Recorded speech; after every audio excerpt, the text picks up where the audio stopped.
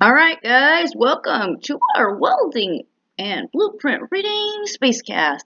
We're here with section 2. Okay guys, so follow along. I'm going to try to show you guys the best that I can, and if we need to explain this a little bit differently, I guess I'm going to have to get up on the board and we're going to figure something out. Okay? Alright, so ride with me. Okay, so this is page 38. 39. So this is just a review of welding symbols. Okay? The bottom is the arrow side. The top is the other side. If I have something on both sides, it is considered double, right? So size, length, pitch, okay? Staggered, chain. So now they're going to ask you, what type of weld is this? Is this continuous or intermittent? Well, I have nothing here, so it is. Side to be welded on. Leg size. Okay. Next one, type of weld. This is a staggered or chain intermittent. Leg size, arrow side. Leg size, other side. Length of weld segments. Okay. Next one, staggered or chain intermittent. Pitch. Leg size, arrow side. Leg size, other side. Okay. Pretty simple as we go along. Now we're going to talk about groove weld symbols. Okay, so it tells you what it looks like on the arrow side, what it looks like on the other side, and what it looks like together, both sides. Okay, and if we look at this right here, it shows us that it says a break in the arrow indicates the side of the joint to be prepared. So that means if I am pointing at a specific joint, that's where I need it to be beveled or grooved or what have you. Okay. So for each joint, draw the weld symbol on the reference line and print the type. So what I did is that I gave you room to actually draw the joint, or excuse me, draw the symbol, and then what symbol is it, okay? So now, remember I told you guys in the past that when we look at symbols, it's going to mimic or look like the profile of what we're working on, okay? So this is a V. What is this one? Double V, U. I think this one always looks like a K, but if we look at just the top part, it is a, well, here's a straight line and a bevel. Only one, so that would be a single bevel, but there's two, so it would be a double single bevel groove. Single bevel. What's this one? J, W. Okay. These ones are flares, so I want you to look with it's a. This one's a circle and a circle, or a round to a round. This one is a flat to a round. Okay, I think you guys can get these on your own. Supplementary symbols, you guys know them. Let's make sure that we remember. All the way around, it's going to be on the crook of the arrow. Melt through. Okay. In the field, I need a little golf flag in the field. Okay. So what type of weld is this? What is the size of the weld and extent of welding? They mean, what have I done? So this would be what? All the way around. Extent of welding would be complete because I need melt through.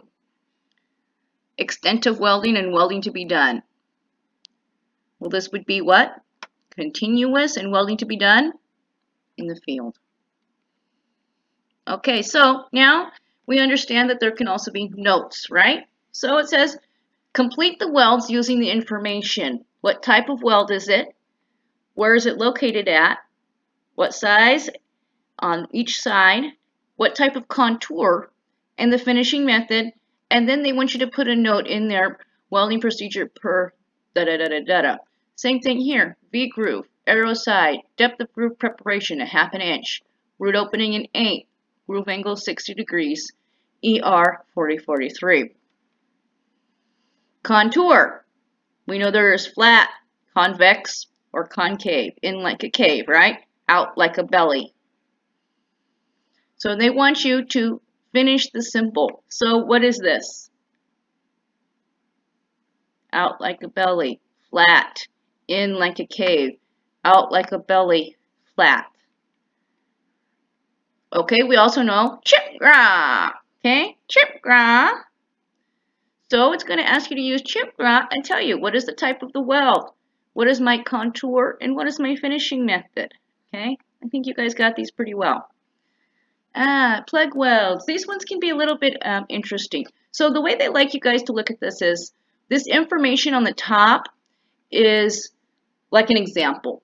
Okay, and then this middle right here is actually like the question that they have for you.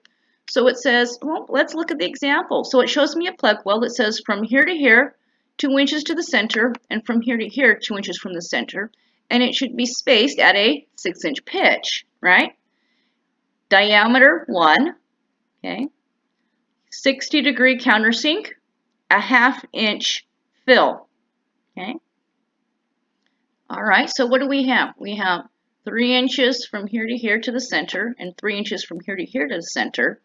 We have a 7-inch pitch, and it gives us, now if we look, remember we're going to measure it from the bottom, so it gives us a 3/4 inch diameter with a what? A 50-degree countersink and a, so it shows me right here, 1 inch depth of fill, and they want you to put that here.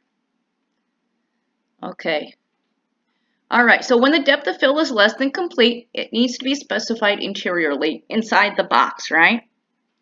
This one versus this one.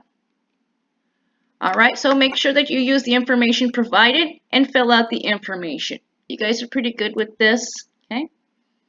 All right, slot weld. So how do I know the difference between a slot and a plug? First thing is, I'm not going to have really a diameter, am I? Okay, and it's usually going to give me all of those other things as well as a what? A detail, because I need to know orientation of the weld, okay? All right, so it says fill in the blanks using the information provided by this drawing, okay? What type of weld is it? What is my depth of fill? What is my pitch? Welding begin how many inches from the end? What is my length and width? As well as my finishing contour and number of welds. Okie dokie, here it is. Study the examples and then complete the exercises in the middle of the page. So they want the information on the symbol. You guys got this. Spot, seam, okay? Spot, seam, okay? We can still have a diameter versus a width. Ultimately, it is what? Size. Or we can have strength. Remember we were talking about all of the things that we can have there. Number of welds, okay? But when we have no side significance, usually they're going to put it on the top. We're going to put all of the information on the top versus on both sides, okay? Unless it's different. Okay, of course, you know how to put it, guys.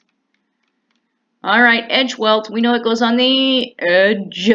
And really when we're talking about weld size, we're actually talking about, you know, size. How big is it? How big is it? So, type of weld, what is the weld size and where is it at? Okay, so these are what? This is an orthographic view, okay?